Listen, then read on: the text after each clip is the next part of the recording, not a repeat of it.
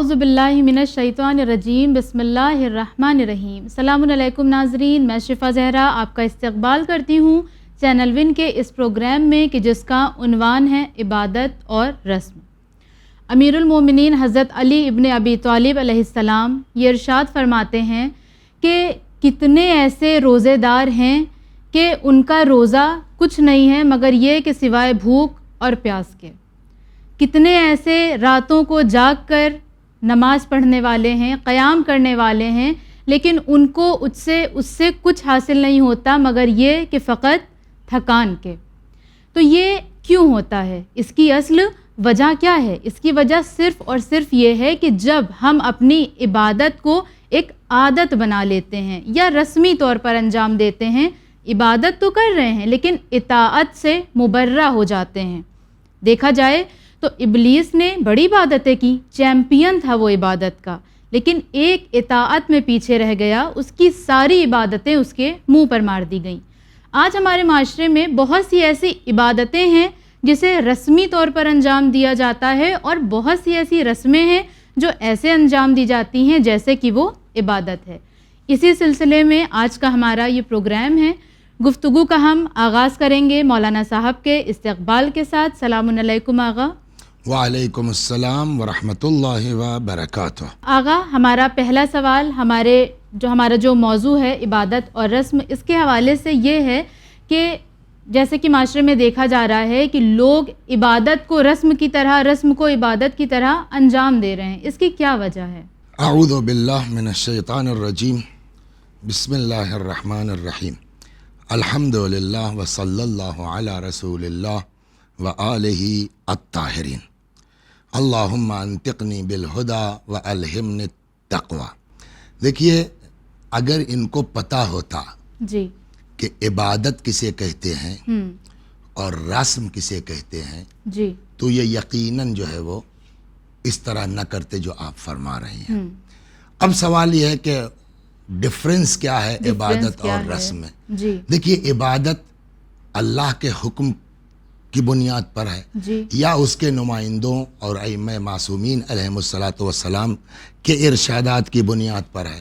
रस्म बंदों की ईजाद की हुई चीज़ है। तो जाहिर सी बात है कि बंदों की ईजाद की हुई चीज़ कोई ज़रूरी नहीं कि उसमें सवाब हो, बिल्कुल, बल्कि बसा औकात ऐसी भी रस्में मुमकिन है जी कि हमारे जो है वो मुआशरे में राइज हों कि जिसका सवाब न मिलना तो दूर की बात, जी उल्टा हो सकता है, हम गुनाहगार हो रहे हैं। तो कोशिश हमारी ये होनी चाहिए कि हम अपने आप को, देखिए, हर रस्म बुरी भी नहीं है जी। मैं मुतलकन रस्म के खिलाफ भी बात नहीं करूँगा। कितनी रस्में हैं कि अगर जो है शरई तौर पर हराम नहीं है तो आदमी तफरीह तबाह के लिए कर सकता है, कोई हरज नहीं है। और बहुत सी चीज़ें वो हैं कि जो इस्लाम से पहले थी अरब जाहिलियत में और पैगंबर ने आके उसको एज इट इज कबूल कर लिया है।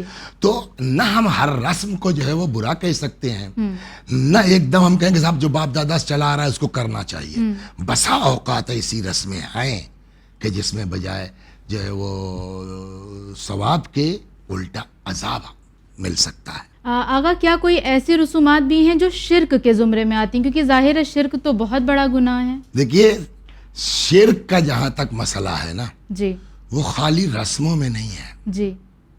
हो सकता है कि हमारी नमाज में भी शिर्क हो, हाँ, हो सकता है हमारे हज में भी शिर्क हो, वो कैसे? हो सकता है कि हमारी ज़ियारत में भी शिर्क हो। अच्छा, इसलिए कि इबादत का ताल्लुक जो है जी वो इंसान की नीयत से है। जी और ये हदीस पढ़ी होगी आपने, माशाअल्लाह हौज़े की तालिबा रही हैं आप, कि अल आमालो बिन्नियात, के अमल का ताल्लुक, उसके अज्र और सवाब का ताल्लुक इंसान की नीयत से है।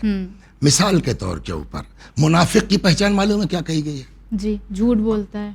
और भी एक पहचान मुनाफिक की ये है कि जिसकी नमाज, अकेले की नमाज का अंदाज और है, पब्लिक की नमाज का अंदाज जी जी और है। हम अपना जो है वो आराम से अपनी नमाज पढ़ रहे थे, अल्लाह अकबर जो भी आता है बिस्मिल्लाहिर रहमान, इतने में किसी ने जो है दरवाज़ा खटखटाया या वो हमारे कमरे में आ गया या मस्जिद में कोई आ गया और अब वहीं से हमारा अंदाज बदल गया।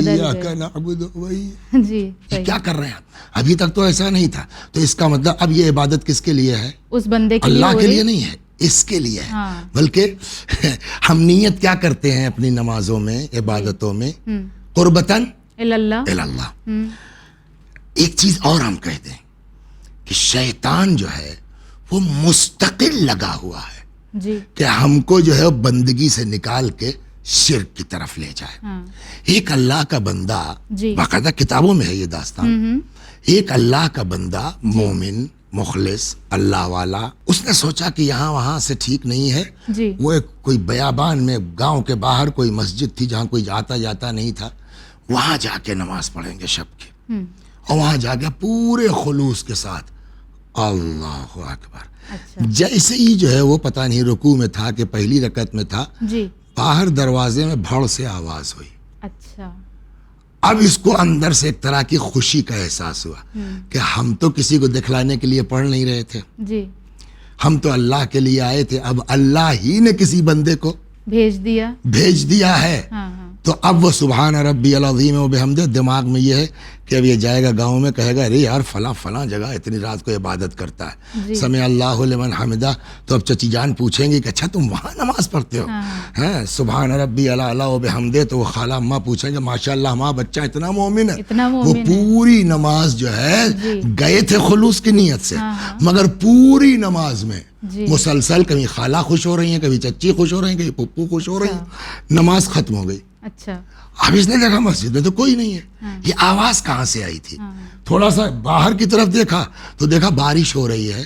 ایک کتا بارش سے بچنے کے لیے وہ آ کر کے مسجد کا جو چھجا تھا اس کے نیچے بیٹھے، کچھ پوچھ ہلائی ہوگی، وہ دروازہ ہل گیا، اس میں آواز ہوئی تو یہ سمجھا کوئی آ گیا ہے. تو نیت تو کی تھی قربتاً اللہ، لیکن پوری نماز کس کے لیے ہو گئی؟ قربتاً القلب، کتے کی جو ہے قربت کی خاطر سے. تو خالی رسم کی بات نہیں ہے. اگر نیت ہماری گڑبڑ ہو جائے نا تو ہماری نماز میں بھی شرک ہو سکتا ہے. ہمارے حج میں حتیٰ کہ اچھے خاصے مومن آدمی تھے، 4 بھائی ہمارے اور ہیں، سب نے حج کر رکھا ہے اور سب کے نام کے آگے لکھا جاتا ہے الحاج فلاں الحاج فلاں. میرے آگے کچھ نہیں تھا، بس مجھ کو کھل گیا چلو کم از کم یار الحاج تو لکھا جائے گا. ہم چلے گئے حج کرنے کے لیے، لیکن نیت ہماری حج نہیں ہے، الحاج لکھوانا ہے. تو جب تک حج پہ نہیں گئے تھے تب تک تو مسلمان تھے. اب جو حج کرنے گئے تو بجائے حاجی ہونے کے مشرک ہو کے پلٹے. تو اسی لیے روایتوں میں ہے کہ شرک جو ہے وہ چونٹی سے بھی ہلکی چال تمہارے اندر چل رہا ہے، دوڑ رہا ہے. تو بہت پرہیز کی ضرورت. تو جب عبادت کا یہ حال ہے تو رسموں میں تو اللہ ہی مالک ہے جو ہے وہ. تو آپ کی بات جو ہے اس کا جواب اصل یہ ہوا جو آپ نے سوال کیا تھا کیا کچھ رسمیں شرک بھی ہیں؟ یقیناً کچھ رسمیں شرک ہو جاتی ہیں اس طرح سے بے شک. اور آپ نے جیسے اچھا کچھ رسمیں ثواب کا بھی ہیں. مثلا جو ہے فرض کیجئے کہ آپ کے یہاں جو ہے وہ آپ کے بھائی کی شادی ہے اور آپ کے یہاں رسم یہ ہے کہ جو ہے وہ کیا کہتے ہیں اس کو رجگا بولتے ہیں، کیا بولتے ہیں؟ رجگے میں سے آپ 4 مومنوں کو کھانا کھلایا جاتا ہے. تو یہ رسم ہے، لیکن یہ رسم ثواب والی رسم ہے، کیونکہ کھانا کھلانا وہی میں کہ نہ ہم آنکھ بند کر کے ہر رسم کو برا کہہ سکتے ہیں اور نہ ہم آنکھ بند کر کے ہر رسم کی تائید کر سکتے ہیں. رسم عبادت بھی ہو سکتی ہے، رسم شرک بھی ہو سکتا ہے. ہم کو ضروری یہ ہے کہ ہم کچھ کرنے سے پہلے غور کریں کہ دین اس بات کی اجازت دیتا ہے یا نہیں دیتا ہے. جی بے شک، بہت خوب. اچھا آغا، لیکن کچھ رسومات تو واقعاً ایسی ہوتی ہیں جو بہت غیر عقلی ہوتی ہیں. دوسرے لوگ جو اس میں آتے ہیں یقیناً اس سے انکار نہیں ہو سکتا. دوسرے لوگ آتے ہیں ان کو انفیریئر فیل کرایا جاتا ہے. تو اس طرح کی رسومات ظاہر غیر عقلی ہیں، بری ہیں، لیکن اگر منع کیا جائے کہ آپ ایسے کام نہ کیا کریں تو بہت سے لوگوں کو میں نے خود بھی نوٹس کیا ہے کہ وہ ڈرتے ہیں کہ اگر ہم نے یہ نہیں کیا تو شاید کوئی حادثہ پیش آ جائے گا. میں ایک چیز آپ کو اس کے بیچ اور کہہ دوں کہ رسم ہی نہیں اور بھی بہت سی چیزیں ہیں کہ فلاں چیز سہتی نہیں. ایک لفظ بولا جاتا ہے ہمارے یہاں نا کہ یہ کام مت کرو، ہمارے یہاں کام نہیں ہوتا. یہ بڑا ہمارے یہاں یہ کام نہیں ہوتا. میں اپنی بات بتاتا ہوں، میرے گھر کے ایک زمانے سے چلا آ رہا ہے. ہم لوگ گاؤں کے آدمی ہیں، دیہات کے رہنے والے ہیں. تو وہ جانور پہلے تو باقاعدہ بیل بھی ہوتے تھے، پھر یہ مشینری آئی، ٹریکٹر وغیرہ تو سب ختم ہو گئے، لیکن بھینس وغیرہ رہتی تھی. میری والدہ کو بلڈ پریشر کی تکلیف تھی بہت زمانے سے. اچھا. تو کسی نے ہم کو کہا کہ مولانا اگر پیور گائے کا دودھ اور اصلی شہد آپ کر سکیں تو یہ کافی فائدے مند ہوگا. تو ایک جگہ سے اپنے سامنے نکلا ہوا شہد مل گیا. ایک جگہ ہم گئے, ایک صاحب کی گائے دکھ گئی, میں نے کہا بھیا بیچو, کل ہاں بیچ دوں گا. تو چھوٹی سی گائے تھی, وہ میں لے آیا صاحب. تو وہ اس سے فائدہ بھی ہو, جو چکر وکر آتا تھا. ایک دن صاحب جو ہے میں سو رہا تھا, اچھا, آ کے میری بیوی نے جگایا, لے جاؤ اپنی گائے وائے یہاں سے. اچھا. اتفاق سے گاؤں گئے ہوئے تھے. جی. میں نے کیا ہوا, اب جو میں نے اٹھ کے دیکھا تو میری والدہ کی چارپائی قبلہ رخ ہے. اچھا. گھر بھر کی جو ہے وہ عورتیں سب اکٹھا ہیں, کوئی سورہ یاسین پڑھ رہا ہے, کوئی کچھ کر رہا ہے, کہ اب روح نکلی کہ تب روح نکلی. اچھا. تو خیر میں جلدی سے باہر نکلا, اور میرے گھر میں اس وقت اتفاق سے کوئی نہیں تھا کہ جاؤں ڈاکٹر کو لے آؤں. تو راستے بھر میں یہی کرتا گیا. میں نے کہا پالنے والے, موت برحق ہے جب تو نے طے کر رکھا ہے, لیکن اگر آج یہ میری والدہ مر گئیں تو یہ سارا جو ہے وہ ٹھیکرا پھوڑ دیا جائے گا اسی گائے کے سر کے اوپر. پالنے والے, میں گائے بھی بیچ دوں گا, میں گائے بھی ہٹا دوں گا, کسی کو دے دوں گا, مگر آج ان کو بچا لے تو, تاکہ یہ سلسلہ جو ہے یہ کم از کم ختم ہو. خیر اللہ کا شکر ہے, آئے ڈاکٹر, اس کے ساتھ 10 سال وہ زندہ رہی, اور گایا بھی ہے. اب وہ سلسلہ الحمدللہ میرے ایک ڈیسیزن لے لینے سے وہ ڈر ختم ہوا. ڈر بھی یہی تھا, ڈر یہ تھا کہ میرے والد کئی بھائی بہن تھے, اس میں سے کوئی زندہ نہیں بچتا تھا. اکیلے میرے والد بڑی مشکل سے بچے. پھر میری 2 پھوپھیاں تھیں, ایک بیچاری جو ہے وہ جوانی میں مر گئی, دوسری جوانی میں بیوہ ہو گئی. تو یہ تھا کہ صاحب وہ گائے نہیں سہتی, ایک زمانے سے ڈر بیٹھا ہوا. اللہ کا شکر. تو یہ ڈر دیکھیے, موت حیات یہ سب خدا کے یہاں سے طے ہے. بے شک. موت آتی کب ہے, جب صلہ رحم نہیں کریں گے آپ. زندگی بڑھتی کب ہے, جب آپ صلہ رحم کریں گے. تو جو ڈرنے والی چیز ہے اس سے ڈرتے نہیں. چچا سے بول چال بند ہے, خالہ کے یہاں سے آنا جانا بند ہے, ماموں کے یہاں سے جو ہے وہ لین دین بند ہے, اس سے عمر کم ہوتی ہے, موت آ جائے اس سے ڈرنا چاہیے. اس سے ہم لوگ ڈرتے نہیں, جس سے نہیں ڈرنا چاہیے اس سے ڈرتے ہیں. رسم وسم سے کوئی وہ نہیں ہوتا. جی. یہ تو وہی گفتگو ہو گئی آغا, جیسے کل آپ نے خرافات کے سلسلے میں کی. یہ بالکل وہی خرافات کا ایک حصہ ہے, اسی کا ایک حصہ یہ رسمیں بھی ہیں. بعض رسمیں, پھر میں کہوں, بعض رسمیں ایک دم خرافات ہیں, ایک دم خرافات, اور بعض رسمیں وہ جس میں ثواب ممکن ہے. ممکن ہے. اب یہ انسان کی عقل پہ ڈیپینڈ کرتا ہے کہ وہ خود تشخیص دے, وہ تشخیص کون سی صحیح ہے اور کون سی غلط ہے. اچھا آغا, بہت سی ایسی عبادت ہوتی ہے کہ جس میں اپنی رسم کو ایڈ کر دیا جاتا ہے, تو شاید اس کے ذریعے وہ عبادت بھی کہیں نہ کہیں خراب ہو سکتی ہے. مثلا ایام فاطمیہ کی مجلس, یا جناب فاطمہ الزہرا سلام اللہ علیہا کی نظر.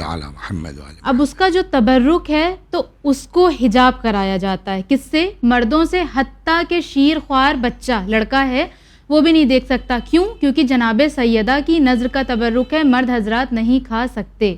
کیا ایسا کرنا درست ہے؟ کیونکہ وہ بہت باپردہ خاتون تھیں.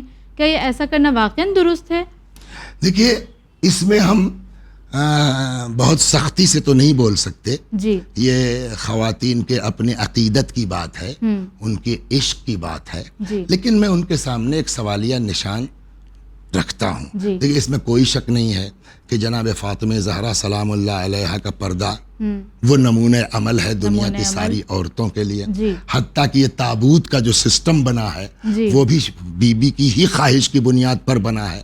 لیکن اس طرح کے واقعات ہیں. مثلا ایک عربی آیا پیغمبر کے پاس, اور اس نے جو ہے وہ اپنے فریاد کی کہ صاحب میرے پاس جو ہے, اس نے دین وین سیکھا. کیا ہوا پھر یہ ہوا کہ بھیا اب یہ جا رہا ہے اپنے وہاں, تو اس کو کچھ کھانے پینے کے لیے دے دیا جائے. تو پیغمبر نے کہا بھائی دیکھو, کسی کے ہاں کچھ مل جائے, ازواج کے ہاں بھی کچھ نہیں ملا. اچھا. سلمان فارسی کو پیغمبر نے کہا جاؤ ذرا سا فاطمہ کے ہاں ہو لو, شاید وہاں سے کچھ مل جائے. تو وہ آئے, انہوں نے پورا قصہ سنایا کہ اس طرح سے ایک آدمی آیا, اس نے جو دین قبول کیا اور وہ سیکھ ساکھ کیا, وہ اپنے وطن جانا, تو پیغمبر چاہ رہے ہیں کچھ اس کے ساتھ زیادہ راہ ہو جائے.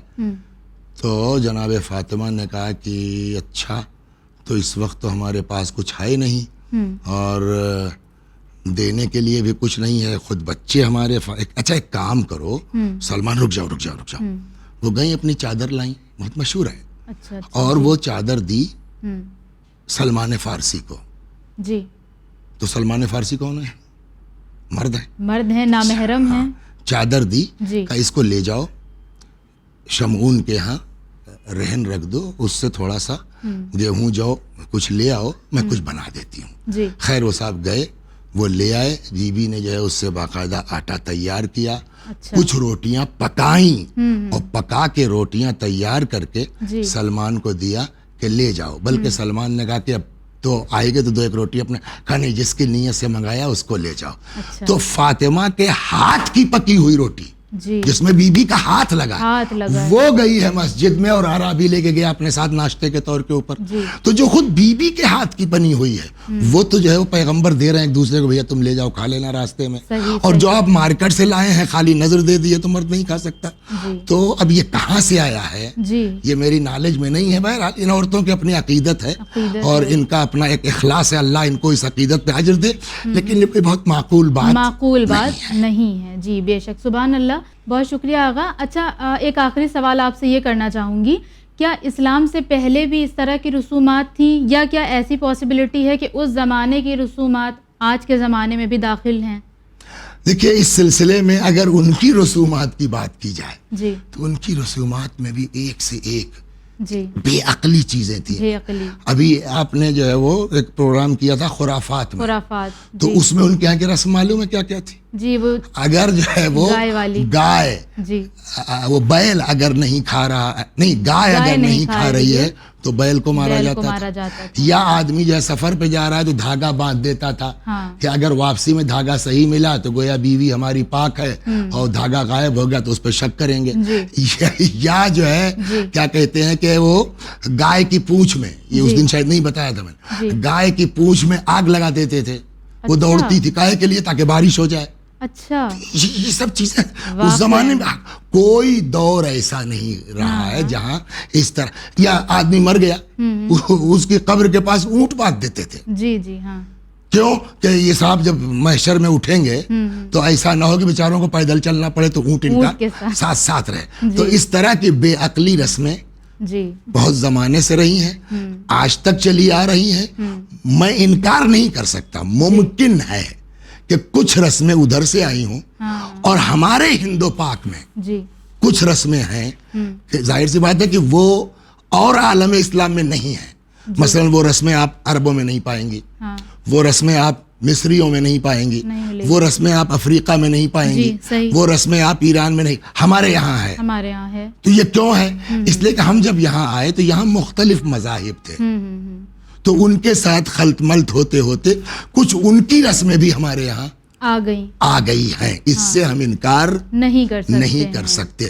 پھر بھی ہم ایک جملہ کہیں گے کہ نہ ہر رسم کو غلط کہا جا سکتا ہے, اور نہ ہر اس چیز کو ہم صحیح کہہ سکتے ہیں کہ ہمارے باپ دادا کرتے چلے آئے تھے. کوئی ضروری یہ چیز تو عرب بھی کہتے تھے رسول اللہ سے کہ صاحب ہم تو باپ دادا سے کرتے چلے آئے ہیں. صحیح. اس سلسلے میں قرآن آیات موجود ہیں. تو باپ دادا کے کرنے کا مطلب یہ, باپ دادا تو ہمارے انجینئر نہیں تھے تو آپ بھی انجینئر نہ ہوئیے. باپ دادا تو آپ کے MBBS نہیں تھے تو آپ بھی مت ہوئیے MBBS. باپ دادا کا زمانہ اور تھا, ان کی علمی صلاحیت اور تھی, آج کی علمی صلاحیت اور ہے. تو آدمی کو اپنی عقل سے کام لینا چاہیے. جو ہے بے شک. سبحان اللہ آغا, بہت عمدہ گفتگو رہی ہے. اور جیسا کہ آغا نے یہ کہا کہ ہمیں خود تشخیص دینی ہوگی کہ کون سی رسومات صحیح ہیں, کون سی صحیح نہیں ہیں, کون سی شرک کے زمرے میں آ رہی ہیں. جیسا کہ آغا نے بتایا کہ شیطان مسلسل ہمارے پیچھے لگا ہے ہمیں بہکانے کے لیے, ہم سے شرک کروانے کے لیے. اچھا, شیطان کا ذکر آیا تو آغا قراتی کی ایک بات مجھے یاد آئی کہ وہ کہا کرتے ہیں کہ انسان بھی کتنی عجیب مخلوق ہے کہ اس کی ہدایت کے لیے 1,24,000 انبیاء بھی کافی نہ ہوئے, لیکن اس کو گمراہ کرنے کے لیے ایک شیطان کافی ہو گیا. لہٰذا یہ اپنے آپ میں ایک الگ موضوع ہے, لیکن مین بات یہی ہے کہ واقعاً شیطان ظاہر ہے عدو مبین ہے, کھلا ہوا دشمن ہے. لہٰذا ضرورت اس بات کی ہے کہ ہم اپنے آئمہ کی سیرت پڑھیں, اصل دین پڑھیں, شریعت پڑھیں, احکام پڑھیں, اور جانیں کیا صحیح ہے کیا صحیح نہیں ہے, اور فقط ان رسومات کو ہی فالو کریں کہ جو عقل کی بنیاد پر ہوں. عقلی بات میں اس میں اضافہ کر دوں کہ چلیے اگر کوئی رسم ہے جی اور اس کا دین سے کوئی ٹکراؤ بھی نہیں ہے, جی ہم مان لیتے ہیں کہ جائز ہے, جی تو کچھ ملنا تو ہے ہی نہیں. ملنا کچھ بھی نہیں ہے. جب ثواب نہیں ملے گا تو ہم کیوں بلا وجہ اپنا پیسہ خراب کریں, اپنا ٹائم خراب کریں؟ صحیح بات. کوشش یہ کریں کہ وہ کریں کہ جو کم از کم مستحب ہو, تاکہ اس کا اجر تو مل سکے. ہم رسم پہ پیسہ برباد کر کے کہ پیسہ بھی چلا گیا, کوئی ثواب بھی نہیں. اگر گناہ نہ بھی ہوا تو پیسہ میرا جو ہے فالتو گیا نا, تو اس سے اپنے آپ کو پرہیز کرنا چاہیے. جی بہت اچھے سے ایکسپلین کیا آغا نے, اور میں امید کرتی ہوں کہ آپ تمام ناظرین نے بہت زیادہ استفادہ کیا ہوگا. پھر سے حاضر خدمت ہوں گے, تب تک کے لیے خدا حافظ, التماس دعا, والسلام علیکم ورحمۃ اللہ وبرکاتہ.